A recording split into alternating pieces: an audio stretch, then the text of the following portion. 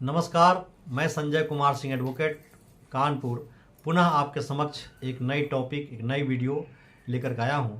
और जो आज का टॉपिक है वो भरण पोषण का मुकदमा दाखिल करने से संबंधित है।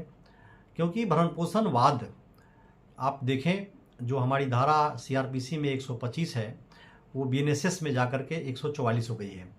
तो आप ये ध्यान रखें कि इसकी जो डिफिनीसन है उस डिफिनीसन के तहत पत्नी, संतान व माता पिता आते हैं। तो जब भी आप ये मुकदमा दाखिल करने जाते हैं, आप किन किन बातों पर आप ध्यान देंगे, इस पे आज की हमारी चर्चा है। लेकिन इससे पहले मेरा एक व्यक्तिगत आपसे आग्रह है कि अगर आप हमारे यूट्यूब चैनल पर आप नए हैं तो हमारे चैनल को सब्सक्राइब करें, बेल बटन को दबाएं, ताकि जब भी कोई अगर हम वीडियो बनाते हैं आगे तो आप उसका नोटिफिकेशन आप तक सीधे पहुँचे और उस वीडियो को आप देखें।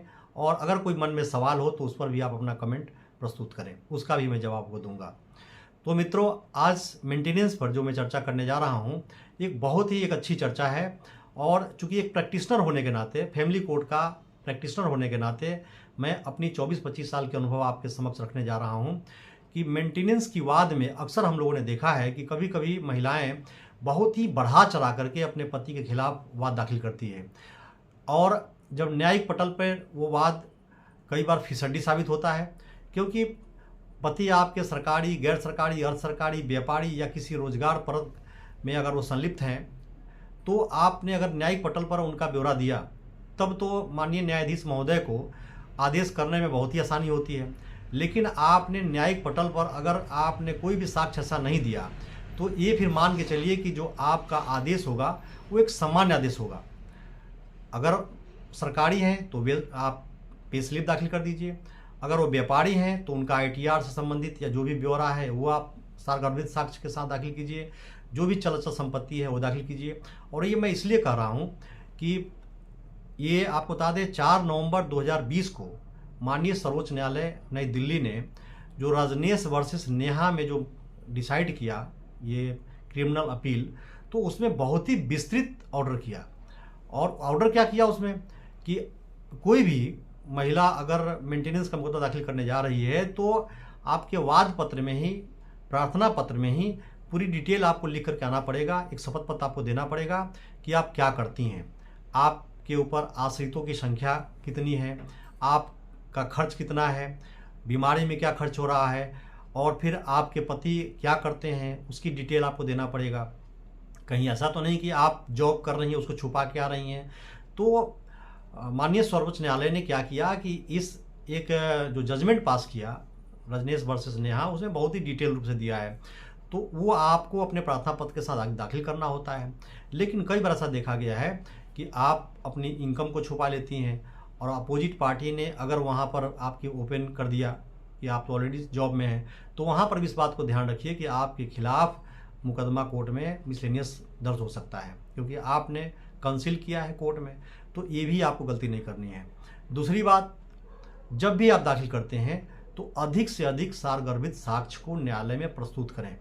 क्योंकि होता क्या है, एक तरफ लड़के वाले वो भी अपनी आय को छुपाना चाहते हैं, वो भी न्यायिक पटल पर नहीं बताते हैं। और आपको एक बहुत ही अच्छी, मैं दिल्ली हाई कोर्ट का एक जजमेंट बता रहा हूँ जिसमें कि जस्टिस महोदय ने ओपन कोर्ट में कहा था कि लड़का, दूल्हा जब शादी करने जाता है घोड़ी पर बैठ करके, तो जैसे वो शेरवानी पहनता है तो वो दूल्हा मानो राजा सा प्रतीत होता है। लेकिन जब पत्नी को न्यायालय में जब उसको भरण पोषण देना होता है तो सीधे वो रंग बन जाता है, मतलब गरीबी की हद पार करके अपने आप को शो करने लगता है। लेकिन ऐसा नहीं है। अगर पत्नी है, शादी एक्सेप्ट है, तो आपकी इनकम चाहे जो कुछ भी हो उसको कहीं ना कहीं आपको इनकम जो आपका मेंटेनेंस है वो देना पड़ेगा। क्योंकि अक्सर हम लोग के पास लोग आते हैं, साहब हम तो नहीं दे पाएंगे। तो ऐसा नहीं है। अगर आपका बच्चा है, अगर आपकी पत्नी है, तो आपको मेंटेनेंस देना पड़ेगा।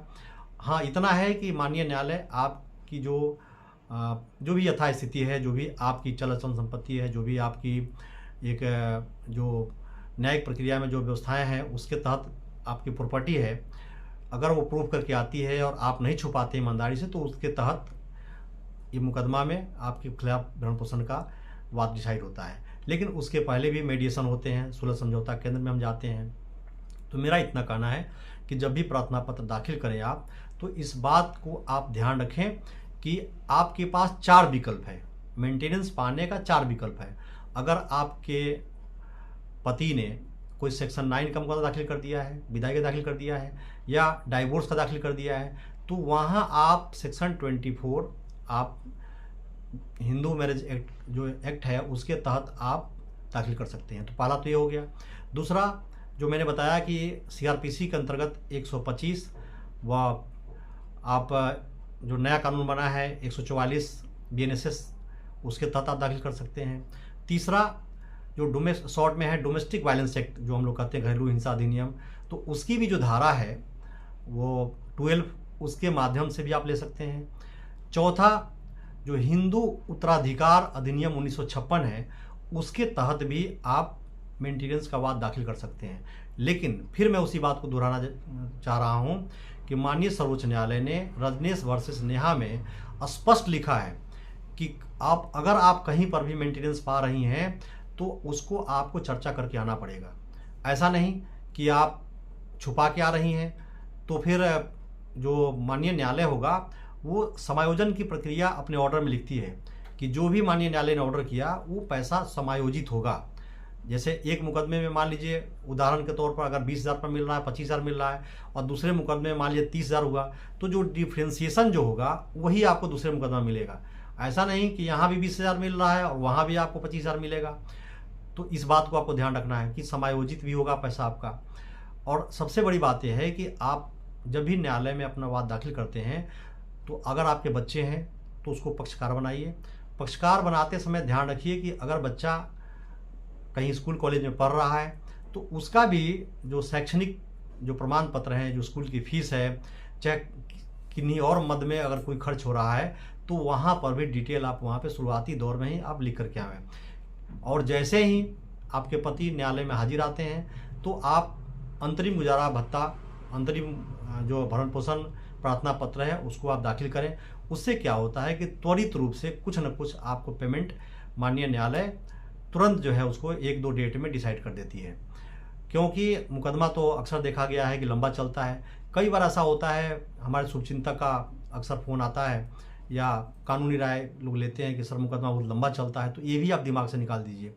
अगर आप न्यायालय में जैसे ही आपके पति आ गए या यूँ कहे कि मान लीजिए माता पिता की भी तरफ से है, वृद्ध माता पिता हैं, अगर आपको लगता है कि नहीं मुकदमा में काफ़ी लंबा समय लग रहा है तो आप अपने जो जुडिक्शन है उसके तहत आप हाई कोर्ट जाइए और वहाँ पर जाकर के आप एक्सपीडाइट ऑर्डर जो कि 3-4 महीने के अंदर मुकदमे को डिसाइड कराने का भी आप ऑर्डर लेकर के आप आ सकते हैं।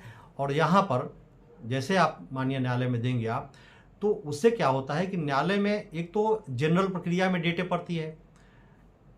पता चला कि अगर न्यायाधीश महोदय के पास बहुत ज़्यादा काम है तो 2-3 महीने की डेट पड़ गई, 1 महीने की डेट पड़ गई। लेकिन जैसे ही हाई कोर्ट का ऑर्डर आता है तो फिर वो बाउंड हो जाता है कि 14 दिन के अंदर में आपकी तारीख पड़ेगी, तो इससे भी आपको बेनिफिट होता है। तो जहाँ तक मैं समझता हूँ कि जो भरण पोषण का वाद है जो मैंने आपको बताया वो एक बेहतर जानकारी आपको है। और एक बात और मैं स्पष्ट कहना चाहूँगा कि हर मुकदमों की परिस्थितियाँ अलग अलग होती है। तो कई बार दूसरा पक्ष कहता है साहब आपने तो पत्नी के लिए इतनी अच्छी बातें कह दिया, तो ऐसा नहीं है, सबकी परिस्थितियाँ अलग अलग होती है।